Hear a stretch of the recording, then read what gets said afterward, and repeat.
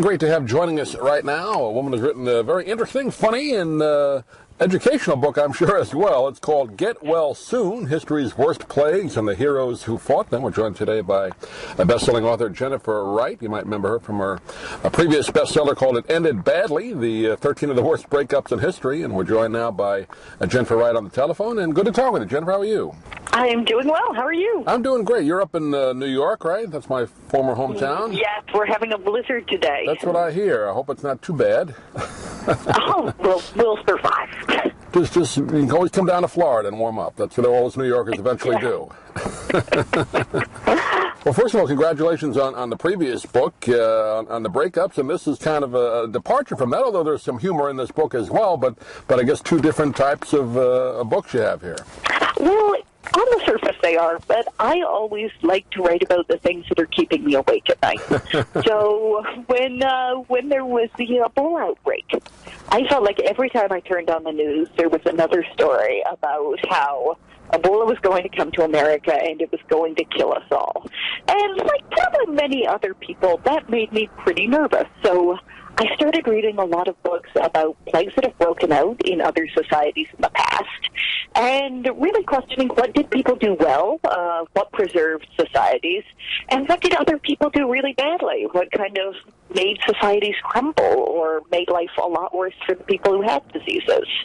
So this book sprung out of that. I guess we sort of think of plagues like the Black Plague and the flus that I guess turn of the 1900s that killed so many people. That's an ancient history, but there are still plagues today, aren't there? Sadly, there are 10 people a year in America get the Bubonic Plague. Yeah, is that right? Yeah, you can cure it now. So if you go out hiking and get bit by a flea and you notice that you have a huge goiter forming under your armpit, get to the hospital. Go there real quick.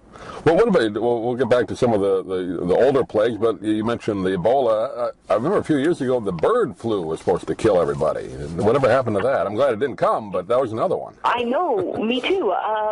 Well, I do think that we've been living in an age of improbable luck. I feel like my generation of millennials are the first people who haven't really had to deal with a plague in their midst in America, because my parents' generation had to deal with AIDS. Before that, my grandmother remembers classmates getting polio. Right.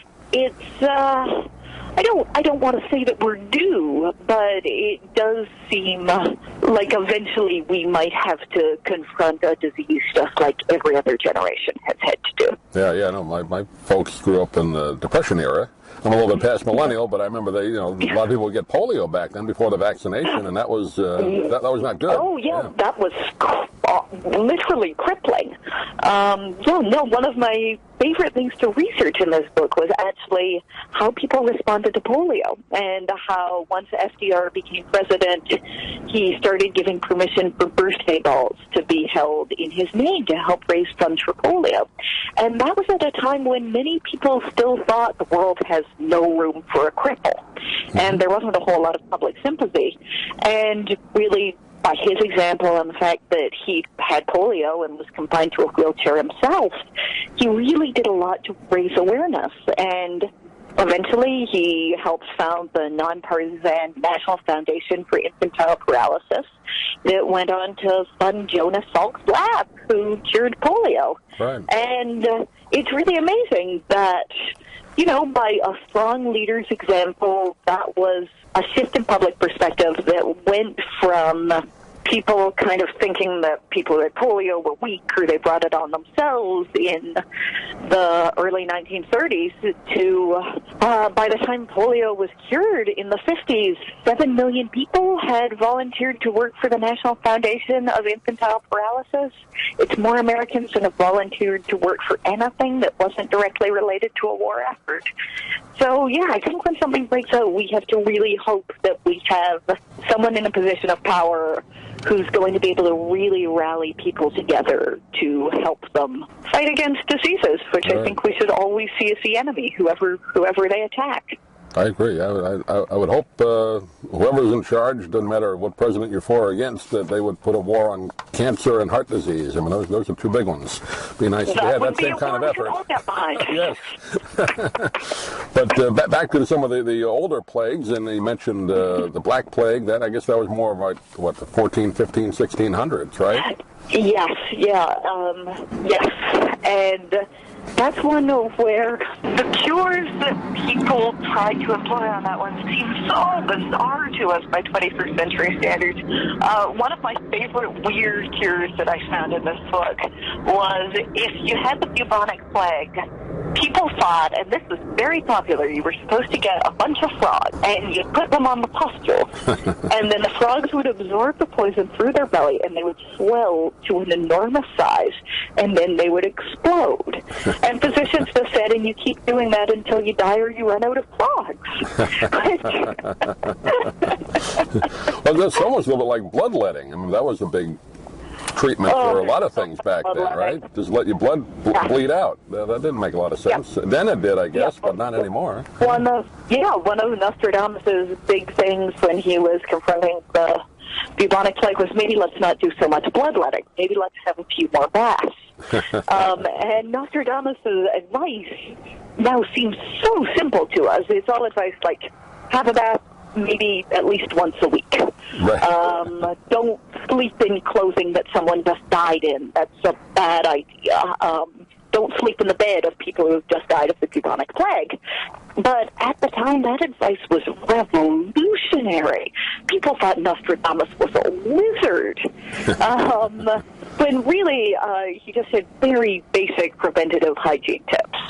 You talk about one that I never really heard it called this. I've heard of something similar, I guess, but the dancing plague. Is that the St. Vitus dance, or am I thinking of something else? Well, there is a St. Vitus dance.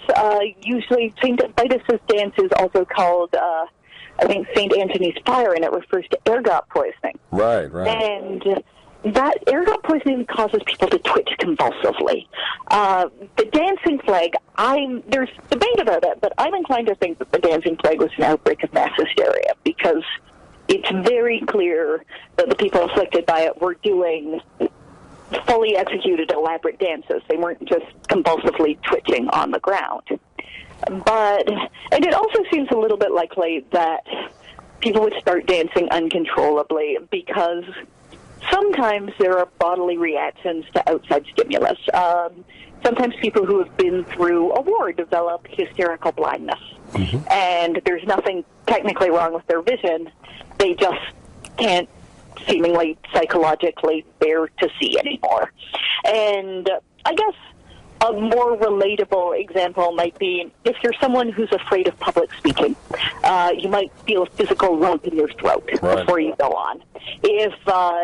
If you hear a piece of terrible news, you might respond by throwing up.